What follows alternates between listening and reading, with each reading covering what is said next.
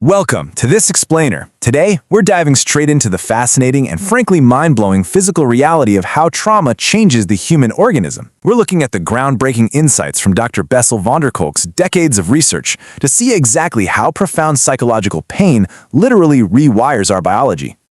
Now, what's really interesting about this question is that it challenges a pretty outdated idea.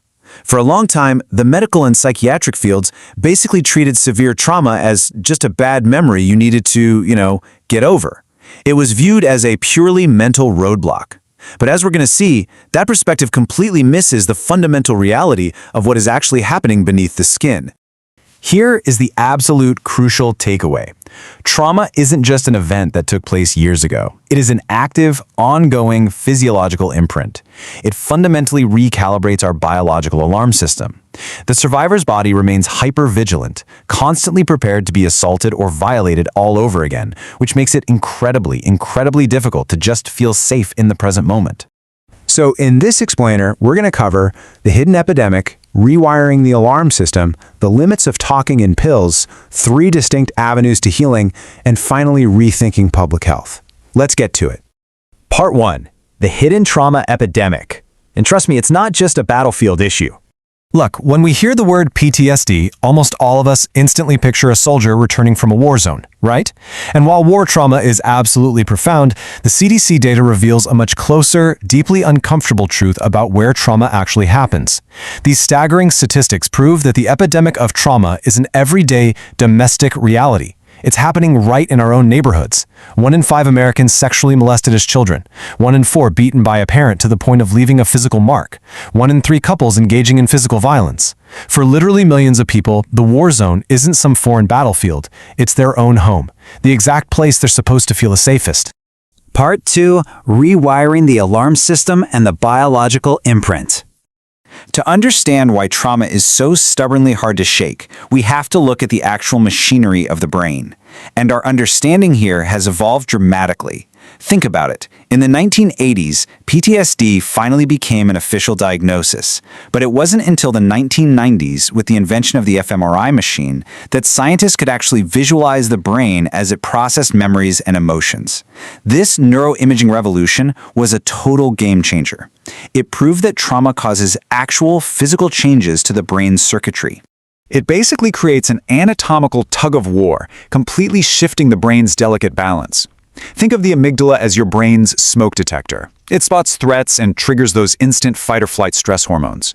Then you have the medial prefrontal cortex. That's the watchtower. It's the rational part of the brain that filters the alarm and says, "Hey, relax, it's just a burnt piece of toast, not a house fire." But in a traumatized brain, that critical balance completely breaks down. The smoke detector goes into absolute overdrive, and the logical watchtower is practically shut offline. So what does this actually mean during a flashback? Well, the survivor's brain literally cannot tell the difference between a past memory and a present threat. The amygdala activates exactly as if the traumatic event is happening right now in real time. The body is suddenly flooded with massive amounts of stress hormones. Heart rate skyrockets, blood pressure jumps, adrenaline surges. This isn't just remembering about an event. It is a full-body, terrifying re-experiencing of the trauma. Which brings us to part 3, why talk therapy struggles and the very real limits of language. Because trauma is so intensely physical, standard top-down treatments, like just talking it out, often fall short. For decades, the primary method for dealing with psychological distress has been the talking cure. But trauma presents a unique biological roadblock. Have you ever heard the phrase speechless horror? Well, brain scans of traumatized individuals experiencing flashbacks show a significant decrease in activity in the left frontal lobe, specifically Broca's area. That's the speech center of the brain. The biology of their brain is quite literally cut off their ability to put feelings into words. The rational brain is basically powerless to talk the emotional brain out of its own reality. Part 4. The limits of medication. A chemical double-edged sword. Okay, so if talking doesn't always work, what about the brain disease model? The one that relies on chemical fixes. Over the past few decades, psychiatry has heavily leaned into pharmacology, treating mental suffering as a chemical imbalance to be corrected with pills. In 2008 alone, Medicaid spent a mind-boggling $3.6 billion on antipsychotic medications. That perfectly showcases our massive societal reliance on pharmaceutical suppression. Now, while drugs like SSRIs can absolutely bring life-saving relief by dampening those hyperactive alarm systems, the brain disease model ultimately takes control out of the patient's hands. It shifts the focus away from dealing with the underlying issues to simply suppressing the symptoms. And here's a number that it's truly hard to swallow. 500,000 children in the United States currently take antipsychotic drugs. Often, this is simply to make abused and neglected children more tractable. Kids from low-income families are 4 times as likely to receive these meds, and in foster care, the rates are astronomically high. We are using heavy chemicals to manage the behavior of children whose primary issue is that their biological alarm systems have been broken by abuse and neglect. Sure, these medications make kids more manageable, but they're basically a chemical band-aid. And the tragedy is, they often rob survivors of the exact engagement they need to become fully functioning adults. These medications don't just numb the terror, they numb the joy. They interfere with curiosity, play, and motivation. We really have to ask ourselves, are we actually healing these survivors, or are we just making them easier for society to manage? Part 5. 3 avenues to healing and reclaiming the body. Thankfully, neuroplasticity gives us some incredible evidence-based roadmaps for genuine healing. We aren't just stuck with talking and pills.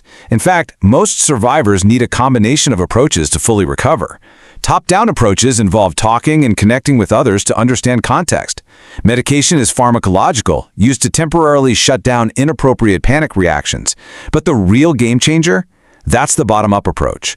Because the memory of trauma is encoded in the viscera, literally in the gut and the heart, healing requires visceral, physical experiences that directly contradict the paralysis and helplessness of the trauma. Since trauma is trapped in the body, bottom-up physical interventions are absolutely essential for helping survivors safely feel fully alive again. This looks like therapeutic yoga to help individuals notice and actually tolerate the physical sensations in their bodies. It's acupressure tapping to soothe the nervous system. It's rhythmic activities like drumming, singing, or dancing, which synchronize people with others and shift them out of fight or flight states. Even theater programs play a huge role, allowing survivors to physically embody power and agency. They literally get to experience what it feels like to not be helpless. Finally, Part 6. Rethinking public health policies. The societal imperative. Let's zoom out for a second to the macro level, because trauma isn't just an individual tragedy, it is a massive public health crisis. The landmark Adverse Childhood Experiences, or ACE study, proves this. It found that early trauma like abuse or neglect correlates directly with higher rates of lifelong physical disease, financial struggle, and social suffering. Chronic childhood abuse doesn't just fade away with time.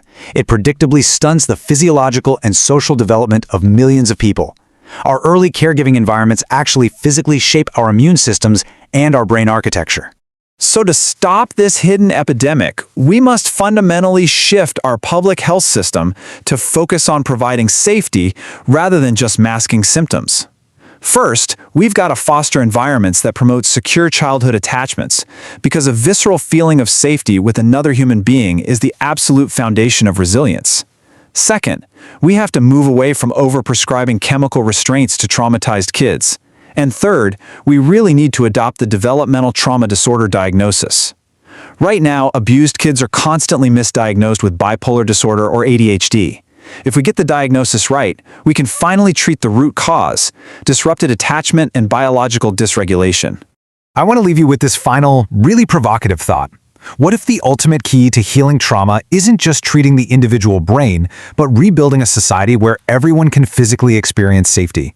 Because learning to protect and safely reconnect with one another is, without a doubt, the most powerful trauma intervention we have. Our capacity to destroy one another is matched only by our capacity to heal one another. Trauma isolates, but recovery happens in community. Thanks so much for joining me on this explainer, and I hope this gives you a profound new lens on how the body truly keeps the score.